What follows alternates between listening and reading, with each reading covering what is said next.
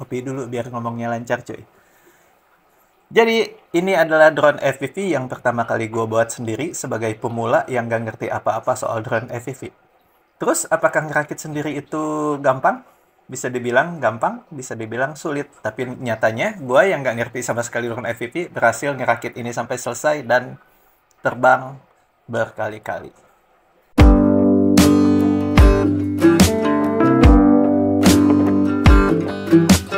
Halo, assalamualaikum warahmatullahi wabarakatuh. Balik lagi dengan gue Sandi Herawan. Jadi di video kali ini gue bakal jelasin tahapan-tahapan ngerakit drone FPV. Semoga di video kali ini gue bisa jelasin lebih rinci karena video sebelumnya tuh dimana gue memvideokan proses perakitan drone FPV ini memang penjelasannya tidak terlalu rinci ya, karena ya seperti yang gue bilang di video sebelumnya tersebut, itu bukan video tutorial ya, tapi semacam video dokumentasi dalam gua merakit drone FPV ini sendiri. Oke, kita langsung aja ke videonya tanpa banyak basa-basi. Jadi video ini tentang tahapan singkat merakit drone FPV. Kita langsung aja ke tahap pertama. Tahap pertama tentunya persiapkan part. Namun di tahap ini gue nggak bakal jelasin fungsi-fungsi partnya lebih rinci, namun bakal gue jelasin secara umum aja. Dan di tahap persiapan part ini gue bakal bagi ke dalam dua bagian part ya. Jadi satu itu bisa dibilang main part atau part inti, dan yang kedua itu part opsional atau part yang dibilang penting enggak, tapi dibilang penting-penting ya. Pokoknya part opsional ya, atau part yang nggak wajib gitu. Oke, sekarang kita bahas ke part utamanya dulu atau main part intinya ya. Yang pertama tentunya kalian harus siapkan frame. Jadi frame di sini berfungsi sebagai wadah atau body si drone FPV-nya itu sendiri. Kemudian part inti yang kedua yaitu ada ESC atau Electronic Speed Controller, di mana si ESC ini berfungsi sebagai pengatur kecepatan pada motor. Kemudian part ketiga yaitu flight controller ya. Ya, kalau dijelasin secara rinci sih ini panjang banget. Yang pasti si flight controller itu ibaratkan otaknya drone FPV. Jadi semua fungsi, segala macam fungsi yang ada di drone FPV itu diakomodir atau diatur oleh flight controller itu sendiri. Kemudian part berikutnya yaitu RX atau receiver atau transmitter ya. Gua lupa. Yang pasti part ini berfungsi sebagai penerima sinyal dari remote ke drone-nya. Kemudian part yang paling utamanya lagi adalah tentunya motornya dong ya. Karena kalau nggak ada motor ya nggak bisa terbang ya. Motor dan baling-balingnya. Dan terakhir, sebenarnya kalau dibilang part ini part utama, bisa dibilang enggak, karena kalau nggak pakai part ini pun drone tetap bisa kalian mainin dan tetap bisa kalian terbangin. Cuman nih, karena yang kita bahas kali ini adalah drone FPV, jadi ya gue masukin part ini ke bagian part yang penting ya, atau main part tadi, yaitu VTX plus kamera dan tentu saja plus antenanya sendiri. Dimana si VTX ini berfungsi sebagai pengirim sinyal gambar yang ditangkap oleh kamera dan dikirimkan ke Google. Jadi gambar yang ditangkap kamera dikirimkan ke Google beserta data-data si kondisi drone-nya itu sendiri ya, atau yang anak-anak drone FPV itu biasa bilangnya OSD atau On Screen Display. Dan dengan semua part yang tadi gue sebutin di atas, ya sebenarnya bisa dibilang drone FPV yang kalian bikin itu udah 100% bisa terbang. Tapi tentunya jika ingin lebih disempurnakan lagi, tentunya ada part-part tambahan untuk lebih menyempurnakan dan menambah fitur-fitur tambahan yang lumayan sangat penting juga buat drone FPV kalian. Jadi di sini part-part berikutnya ini gue masukin ke dalam optional part ya, atau part tambahan atau part-part yang nggak terlalu wajib tapi bisa berguna juga. Di antaranya yaitu part-part tambahan itu bisa modul GPS, nah itu berfungsi sebagai kalian buat nanti ngukur jarak, atau bisa difungsikan sebagai bisa RTH ya supaya drone-nya bisa balik lagi, dan macam-macam lagi dari fungsi GPS itu sendiri. Dan part berikutnya adalah buzzer, di mana si buzzer ini mungkin penjelasan lebih simpelnya dia tuh mengeluarkan bunyi, dan dari bunyi-bunyiannya itu menghasilkan kode ya, kok kayak misalkan kalau ini drone-nya sudah terkonek dengan remote dia bunyi nit, begitu. Pokoknya si fungsi buzzer itu mengeluarkan bunyi-bunyi untuk memberikan kode tentang kondisi drone-nya. Bisa seperti ada tadi tersambung ke remote, atau GPS-nya sudah nge-lock, atau baterainya habis. Tapi si buzzer ini fungsi lebih pentingnya sih lebih ke arah dimana kalau misalkan drone kalian hilang atau drone kalian jatuh di tempat yang susah dilihat atau susah dicari, nah buzzer ini juga bisa jadi peran penting ya. Jadi tinggal kalian pencet di remote dan buzzernya nyala, nah drone yang jatuh tadi lebih mudah dicari. Nah, suaranya ada di sekitar sini.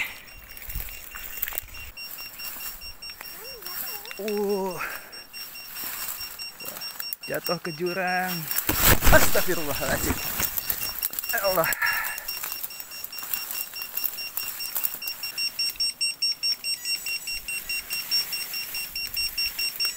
Duh, ngeri ada ular gua. Astagfirullah. Duh, jatuh lagi.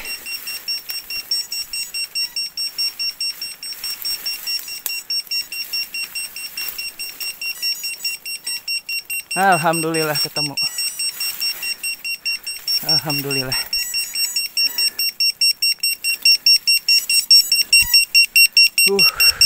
Ketemu. Ntar ya, rekamannya gue matiin dulu ya. Dan part berikutnya yang menjadi part opsional juga adalah LED. Ya, sebenarnya LED nggak terlalu penting sih. Tapi di satu sisi LED bisa menjadi penting juga, di mana dia bisa mempercantik tampilan drone kalian dengan lampu-lampu yang bling-bling seperti odong-odong. Atau ya tadi, jika drone kalian misalkan terjatuh saat penerbangan malam-malam, ya LED bisa menjadi faktor pembantu untuk menemukan drone kalian lebih mudah di kondisi yang gelap. Dan setelah semua part itu terkumpul, kita masuk ke tahap 2, yaitu merakit. Di tahap kedua ini kita asumsikan frame sudah terpasang dengan rapi ya.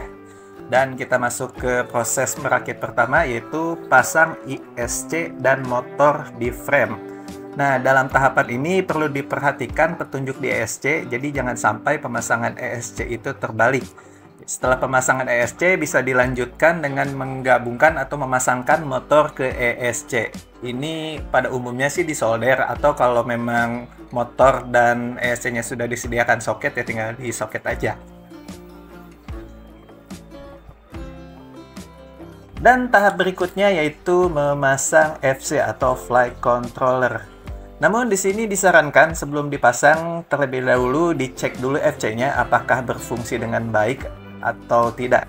Nah, caranya ya tinggal kalian colok aja ke USB, lalu dihubungkan ke laptop, komputer, atau handphone kalian dan buka aplikasi Betaflight. Di situ jika sudah bisa terkonek ke Betaflight, lalu tinggal dites aja, dimiring-miringin, digoyang-goyangin apakah si FC-nya sudah berfungsi dengan baik dan benar. Kalau udah berfungsi dengan baik dan benar, ini tinggal dilanjut aja, tinggal kalian pasangkan FC-nya ke frame, kemudian dihubungkan dengan ESC, dan jika sudah, ya jangan disolder-solder dulu part lain ya, tapi langsung masuk ke tahapan pengecekan fungsi motor.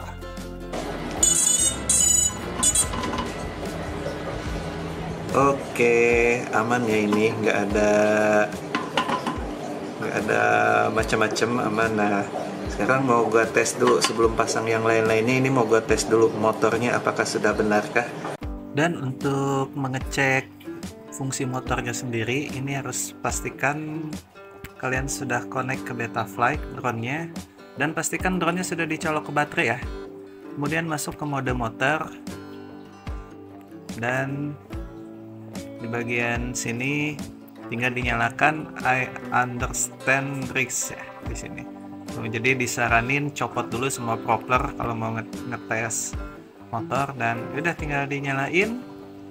Terus kalau kalian mau nyalain motor satu, tinggal ini motor satu ke atas. Nah, nanti tinggal dilihat yang muter sesuai ini nggak, posisi motor satu muter atau enggak. Kalau udah, tinggal cek motor 2, motor 3, dan motor 4 seterusnya ya. Tinggal disesuaikan aja, ketik motor 1 bener nggak yang muter ini, 2 yang muter ini, 3 yang muter ini. Tinggal disesuaikan aja kayak gitu. Kalau udah sesuai semua, tinggal dicek arah putarannya. Nah, di sini kan gue pakai arah putarannya tuh ini ya, prop out ya, artinya motor ini depannya memutar ke arah luar nih. Tinggal disesuaikan aja, tinggal dicek lagi. Kalau mau ngecek langsung sekaligus, tinggal dinyalainnya yang masternya aja, nggak usah satu-satu. Nanti motornya bakal berputar semua. Tinggal dicek deh satu-satu arah putarannya udah bener atau enggak, begitu. Nah, kalau ternyata arah putaran motornya belum sesuai nih, misalkan harusnya kan prop out ya, tapi motor 1 puter kemana, motor 4 puternya kemana. Itu caranya ada 2 cara, yaitu bisa dengan menukar posisi kabel yang di motor. Jadi copot dulu solderannya, lalu tukar posisi kabel 1 dengan kabel 2. Atau misalkan males pasang copot solderan, ini bisa langsung ke ini aja nih, motor direksional, understand, individual. Nah, kalau misalkan udah muncul kayak gini, misalkan nih motor 1 arahnya udah bener, tapi motor 2 kebalik, harusnya berputarnya ke sini, tapi dia malah berputarnya ke sini. Ya udah, tinggal klik motor 2, tinggal diklik reverse, jadi arah putarannya dibalikin gitu aja. Kalau misalkan motor 3 arah putarannya kebalik, ya udah sama, tinggal di reverse. Kalau misalkan nih udah, pokoknya setting-settingnya di situ. Kalau udah, ya tinggal di close. Gitu aja sih kalau udah di close, dan tinggal save and reboot gitu. Dan oke, ini arah putaran motornya udah sesuai ya. Ini gua tes lagi, gua nyalain. Langsung aja semuanya ya. Nah, ininya. Ini motor nomor 1 harusnya ke arah sini ya. Ini nggak kelihatan. Nah, ini udah benar. Motor 2 harusnya gini. Ini gua setting crop out ya. Oke, benar. Ini motor 3 ke arah sini ya, arah jarum jam. Oke, benar. Ini motor 4 perlawanan jarum jam. Oke, sip. Motor udah benar. Dan jika motor sudah berfungsi dengan baik, susunannya sudah sesuai dengan yang ada di Betaflight, dan arah putarannya sudah sesuai dengan yang kalian inginkan, baru setelah tahapan ini kalian bisa lanjut dengan menyolder part-part lainnya, seperti RX, VTX, buzzer, GPS, dan part lainnya yang butuh disolder ke FC. Di sini gue nggak bakal jelasin cara nyoldernya seperti apa, susunan kabelnya seperti apa, karena itu akan panjang lagi. Namun jika kalian beli part-part tadi baru, FC, ESC, RX, dan lain-lainnya itu baru, nah biasanya di situ udah dikasih semacam user manual. Kalian tinggal baca-baca aja, karena di situ bakal dijelasin cara masangnya, susunan kabelnya seperti apa, dan pokoknya bakal dijelasin komplit. Tinggal ikutin aja sesuai manual book yang ada di kertas atau panduan yang disediakan part-part tadi ya. Dan setelah semua part-part lainnya terpasang ke flight controller, tinggal masuk tahap pengecekan. Namun gue saranin sebelum tahap pengecekan, yaitu dengan cara mencolokkan baterai ke drone, ini terlebih dahulu mending dicek lagi hasil solderannya. Takutnya dikhawatirkan sisa-sisa solderan atau sisa-sisa serabut kabel masih menempel di flight controller ya. Itu kalau dibiarkan seperti itu bisa bahaya, bisa terjadi korslet. Jadi pastikan lagi solderan dan sisa-sisa solderan di FC, di ESC-nya itu bersih ya. Dan setelah bersih, baru bisa langsung dites dicolokkan ke baterai. Namun untuk pertama kalinya dihubungkan ke baterai itu jangan langsung dicolok ke baterai dulu ya, tapi lebih amannya kalian bisa menggunakan smoke stopper yang berfungsi jika misalkan terjadi ada salah pemasangan kabel atau korslet. Smoke stopper ini bisa mencegah FC kalian meledak, jadi lebih safety aja gitu. Dan setelah semua part-part itu semuanya berfungsi dengan baik, tahap berikutnya yaitu menghubungkan RX di drone ke remote. Nah, kenapa gue melakukan tahap ini bukan ke tahap setting dulu? Jadi supaya nanti ketika dicolok ke Betaflight, di setting ke Betaflight itu udah nggak usah ribet-ribet lagi ya. Kalau si drone-nya udah kehubung ke remote. Nah, untuk cara mengkoneksikan remote ke drone-nya, ini pastiin remote-nya udah dinyalain ya. Terus ini drone-nya tinggal dicolok aja ke baterai. Terus ini tinggal ditunggu aja beberapa menit. Dan di handphone pastikan kalian nyalain WiFi ya. Nah, kalau semuanya udah siap, ini tinggal ditunggu aja. Nih, RX-nya posisinya ada di kolong tuh. Dia masih kelap-kelipnya masih lambat. Ditunggu aja sampai dia, kalau nggak salah, kelap-kelipnya cepet ya. Nah, kalau ini bukan kelap-kelip cepet ya, tapi warna lampunya udah berubah, berarti dia udah masuk dalam mode WiFi. Nah, kalian tinggal masuk ke mode WiFi di handphone kalian, tinggal buka. Nah, ya, nanti tinggal login aja ke Express ELRS. Nah, ini langsung muncul kayak gini nih. Express ELRS. Ya udah, ini tinggal di scroll ke bawah, kemudian ini ada tulisan binding press. Nah, di binding press ini tinggal diketik aja nama binding press remote kalian. Nah, remote gue itu udah dikasih nama binding pressnya Sandi Herawan, misalkan. Sandi Herawan. Nah, remote gue nama binding pressnya Sandi Herawan. Kalau udah, tinggal ke bawah dan save. Nah, kalau udah di save, ini otomatis nanti RX-nya sudah terbinding dengan remote. Nah, kalau udah gitu, tinggal dicabut lagi baterainya. Oke. Dan dicolok lagi baterai ke drone.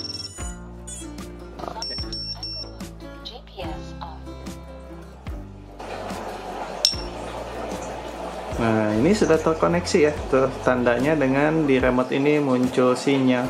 Ya udah, kalau udah muncul sinyal, tinggal langsung ke settingan berikutnya. Dan tahap terakhir yaitu setting di Betaflight. Namun di tahap setting di Betaflight ini gue nggak bakal jelasin langsung di video ini ya, karena ini bakal jadi video yang panjang banget kalau gue langsung jelasin di sini. Jadi gue bakal stop videonya aja sampai di sini. Tapi pada intinya ketika tahapan terakhir setelah selesai yaitu setting di Betaflight, kalian bisa langsung tes terbang drone kalian. Dan terima kasih buat yang udah nonton videonya. Mohon maaf jika ada salah-salah kata atau kurang penyampaian yang tidak tepat. Dan jika ingin video ini dilanjutkan ke tahap proses setting di Betaflight, silahkan tinggalkan komen di YouTube-nya Pilot Nakal. Ya, di YouTube gue dong, silahkan tinggalkan komen aja. Mungkin nanti bakal gue bikin proses tahapan setting di Betaflight-nya dalam video terpisah. Jadi, terima kasih. Gue Sandi Herawan pamit. Assalamualaikum warahmatullahi wabarakatuh. Bye.